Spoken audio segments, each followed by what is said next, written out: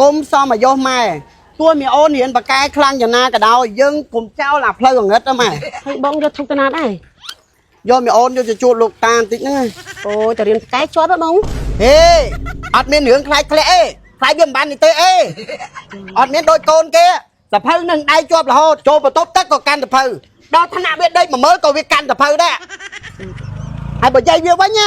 គាត់តែលឺតែចៅចិត្តប្រឡងយំរលតែយប់ឃើញយំទៀតគេធ្វើគាត់គេទៅយំខ្លាចចៅមិនបាននេះទេអេមិនសិលមិញនាំទៅស្រោចទឹកឥឡូវនាំមកមើលទៀតអូមីអូនហ្នឹងនៅខាងស្រុកខ្ញុំតាអាយុប្រហែលជា60ហើយចាបកែណាបកែកែអីវិញអូនអារបៀបដូចខុសខាងនេះខាងនោះដូចមីអូនកូនមីអញ្ចឹងបកែណាអេកូនខ្ញុំមានខុសអីអេអត់មានខ្លាចជាប់ធ្លាក់ខ្លាចវាមិនបាននេះទេអេអេទៀតមិនអេមិនបើសភៅជាប់ដៃចំណិចអូបច្រាស់ក៏មើលបានដែរកូនមីងមិនបាច់ចាំមកសួររឿងកូនអញជាប់ធ្លាក់ទោះតែវាធ្លាក់ក៏អញឲ្យវារៀនបញ្ញាបាត់រងដែរយាយចាំផង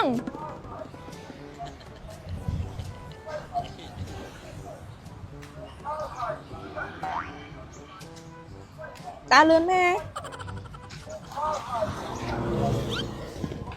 គុំសមមកយកម៉ែទួមីអូនរៀនបកែខ្លាំងយ៉ាងណាក៏ដោយយើងគុំចោលអាផ្លូវងឹតទៅម៉ែអ្នកលួយកបងឲ្យធូបម្ដុំទៀនពីដើមមកចាបង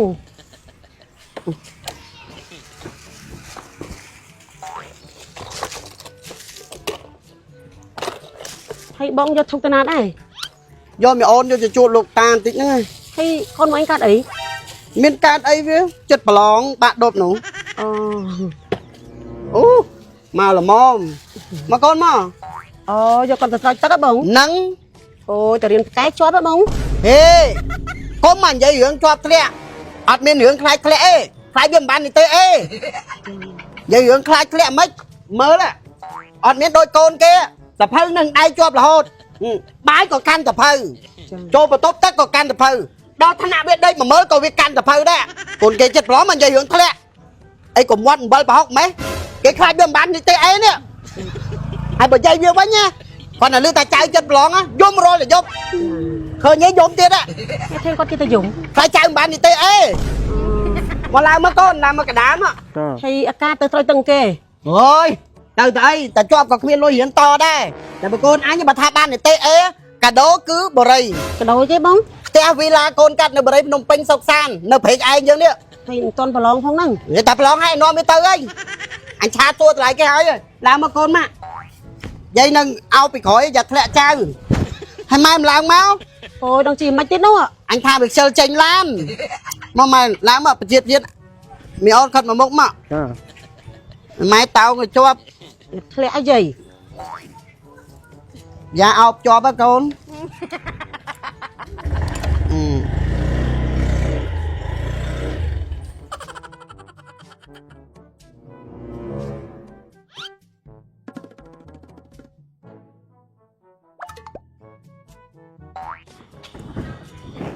មកមើលផ្ទះមកមើលគេកំពុងពុកគ្រឹះចឹងបានដឹងតែផ្ទះមិនវាមិនញ៉ាទៅទេមកអូអាឡូទៅផ្ទះទៅយាយនៅនឹងតាយាយនៅផ្ទះតើអញឡើងមកពេញមួយម៉ែអូនហើយល្ងាចបានអញត្រឡប់ទៅវិញមកមើលផ្ទះឲ្យគេកាដូប្រឡងបាក់ដប់ហ៎បើថាយើងថាចាំប្រឡងហើយចាំមកមើលគេមិនព្រមអូកាដូនេះទេអេបើថាមិនបាន AB ក៏ទិញឲ្យកូនដែរបរិយភ្នំពេញសុកសានព្រែកឯងចឹងបានទេអូនទុកសភៅមើលផ្ទះមកផ្លែសិនណាកូនអ្នកមីងរៀបសួរចាជំរាបសួរកូនបាទអញ្ជើញមកមកអ្នកនេះមីងមកពីអ្នកកូនហ្នឹងអូមិនចូលតាមខ្លងទ្វារថ្មីទេចាណាឡានទុកឯណានឹងក្បែរហ្នឹងបាទហើយនេះកូនមកក្របហ្នឹងចាម្សិលមិញនាំទៅស្រោចទឹកឥឡូវនាំមកមើលផ្ទះមីអូនហ្នឹងចាស្រុកមិញស្រោចទឹកចាស្រោចនៅលោកក៏ស្រោចមិនស្រោចលងចាអ្នកមីងនេះនៅខាងស្រុកខ្ញុំ គាត់មិនលោកទេតាអាយុប្រហែលជា60ចិត្តហើយ ចា ប៉ាកែណា ចា ដូចជា3គីឡូពីផ្ទះខ្ញុំប៉ាកែ តែកែអីវិញអូន អារបៀបដូចខុសខាងនេះខាងនោះដូចអូនកូនមីងអញ្ចឹងប៉ាកែណា អេកូនខ្ញុំមានខុសអី អូកូនអ្នកមីងអត់មានខុសអីខុសខាងណាអីទេចុង កូនខ្ញុំមានខុសអី ហើយចូលអ្នកមីងថាមិនសមមិននាំទៅស្រោចទឹក វាចិត្តប្រឡងបាក់ដប់ អូអូនគេប្រឡងមកដប់អញ្ចឹង ចា អូស្រោចទឹកឲ្យជាប់ហ៎ អេអត់មានខ្លាចជាប់ធ្លាក់ខ្លាចវាមិនបានទេអេ អេទៀត មិនអេមិនបើសភៅជាប់ដៃចំណិច អូបច្រាស់ក៏មើលបានដែរកូនមីង អូយវាឆ្អិនអស់ហើយហ្នឹងសំបីតែវាបោះឡើងលើក៏វាអានអសរពីលើខ្យល់លើមេឃហ្នឹងក៏បានដែរ អូអូនគេ វាឆ្អិនខ្លាំងពេកហើយហ្នឹង អូនទៅខាងផ្លូវនោះចុង ចា យកនេះផ្លូវមើលពីចម្ងាយដឹង វាមើលចាំអស់ហើយអូន បាទ អានេះគាត់មើលធัวបន្ថែមទេ អូបាទអូចុងអ្នកមីងមកមើលទាំងកាដូសម្រាប់អូនប្រឡងមកដុំអញ្ចឹង ចា ឲ្យតែបានទេអេទិញឲ្យហី អេក៏ដោយពីក៏ដោយទិញឲ្យឯងទាំងអស់ អូកូនយើង ចា អញ្ចឹងជួយមកមើលអ្នកមីងបាទ មកកូនម៉ាក់ មកអ្នកមីងចូលមកតាមខ្លងវាមិនអាហ្នឹងខ្លងវាថ្មីនេះវិញណា ចា ខ្លងវាថ្មីប៉ុន្តែគេហៅខ្លងវាទី1ដោយសារតែយើងចូលមកខ្លងវាថ្មីហ្នឹងដល់មុនគេហើយនេះវងទៅនេះចាក់នេះចូលទៅដល់ប្លុកចាស់ខ្លងវាចាស់នៅខាងនងបាទហើយនេះសួននេះចាក់ទៅក្នុងហ្នឹងសួនហ្នឹង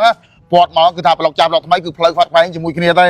ហើយប្រភេទផ្ទះមីនេះមើលទៅឆ្វេងដៃយើងនេះអាហ្នឹងវីឡាកូនកាត់2បន្ទប់គេង អូ បាទអានៅខាងស្ដាំដៃនេះអាហ្នឹងប្រភេទផ្ទះ0 2បន្ទប់គេង ចា នេះហើយបោះអាខ្វាត់ខ្វាយអីទៅនេះទៅរកសួនអីហ្នឹង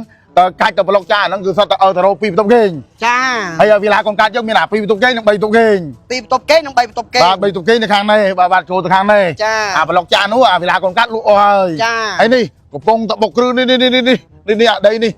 មានគេណា ចា បាត់ខ្វែងគឺថាសកម្មរងថ្ងៃមានអាបុកគ្រឹះមានអាប៊ិចមានអាបុកមានអាដីគាត់ឃើញចិត្តអស់ដីក្នុងគម្រោងនេះ ចាអូន មានគ្រប់ប្រភេទទេអញ្ចឹងបានថាអ្នកមីមើលតមកវាស្រួលអញ្ចឹង ចា ហើយត្រូវណាស់ពេលអូនឡើងមករៀនពេញឬក៏ចាញ់ធ្វើការទៅនៅពេញម្ដងក៏ពេញក៏រៀននៅកណ្ដាលពេញហ្នឹងគឺថាត្រូវណាស់បាទផ្លែតជាមួយនឹងនេះប្រេកឯងយើងហ្នឹងក៏មានណាទៅចិត្តជាងផ្ទះណាទៅចិត្តជាងប្រេកឯងទៅទេវាអស់ត្រឹមហ្នឹងហើយ ចាអូនណាមួយវាផ្លូវទៅស្រុកមីងផង អូផ្លូវជាលេខ1ហ្នឹងមីងណាហ្នឹងហើយនិយាយចឹងបងអូនប្រញាប់ចូលរស់នៅអត់ អូមិនអីទេមិនសូវ ដល់តែទេយើងមានច្រើនប្រភេទទេ អញ្ចឹង ចង់បានអាសាងឲ្យទិញភ្លាមចូលនៅភ្លាមអាកំពុងប៊ិចកំពុងបោកកំពុងដៃក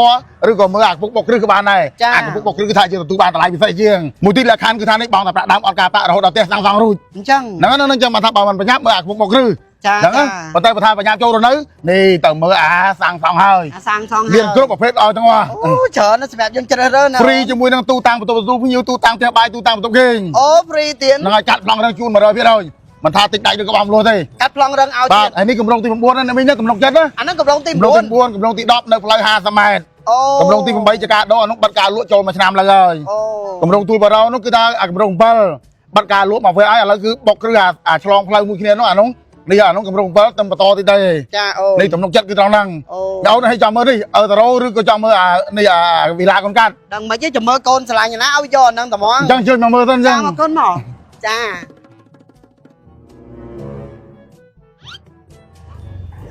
អាណាក៏ដោយមិនបាច់ចាំមកសួររឿងកូនអញជាប់ធ្លាក់ទេ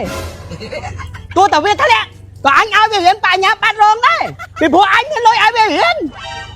កុំឲ្យអញដឹងអារឿងសួររឿងកូនអញជាប់ធ្លាក់អសោះហើយចាសាំងអញមកលេតមកមិនគាត់làជាប់បាក់ដប់អត់មានអនាគតទេមានអាណាគេមកសួរនាំរឿងកូនអញជាប់ធ្លាក់អត់ទេមួយថ្ងៃហ្នឹង មានណាគេសួរនាំបង កុំឲ្យអញដឹងឲ្យសោះអាអ្នកសួរនាំហ្នឹងប្រាប់ឲ្យហើយ បងអីលឺទៅភ័យឲ្យកូនបានអីដល់ពេលឥឡូវធ្លាក់ អាថ្ងៃប្រឡងហ្នឹងបងអូនវាឈឺវាមិនសូវស្រួលខ្លួនណាមួយវាភ័យវាមិនដែរទ្រាំប្រឡងបាក់ដប់នោះហើយយើងទៅបន្តកូនដូចកើត នេះកូនណាធ្លាប់ប្រឡងបង